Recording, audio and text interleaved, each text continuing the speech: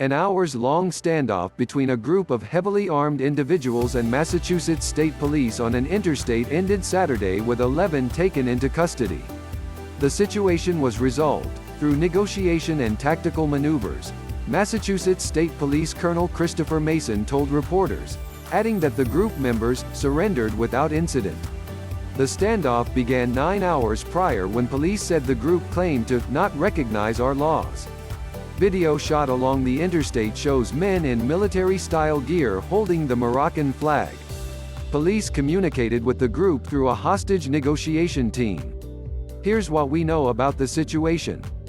A Massachusetts State Police trooper was traveling northbound on Interstate 95 in Wakefield when he came upon two vehicles stopped in the breakdown lane around 1:30 a.m. on Saturday. The men were attempting to refuel their vehicles. The occupants of the vehicle were dressed in military-style tactical gear. Some had long rifles, some pistols and some had a combination of both, Massachusetts State Police Colonel Christopher Mason told reporters on Saturday. The trooper asked members of the group to produce licenses for the firearms and members of the group indicated they weren't licensed or didn't have copies of licenses on them. You can imagine 11 armed individuals standing with long guns slung on an interstate highway at 2 in the morning certainly raises concerns and is not consistent with the firearms laws we have in Massachusetts, Mason said.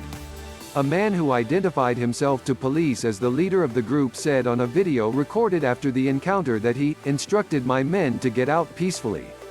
"I greeted your man with a handshake," he said, of speaking with the trooper. He claims in a series of videos the group was following federal law and should be allowed to travel across state lines with their weapons. The trooper requested backup and additional state police as well as local police responded.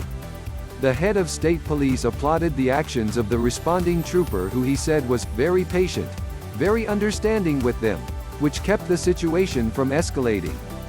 Hostage negotiators were brought in to speak with the men and at about 10:15 a.m. police announced 11 individuals were taken into custody. A pair of individuals were arrested earlier in the day and 9 more were arrested late morning. The individuals are members of Rise of the Moors, a group who identify as Moorish Americans.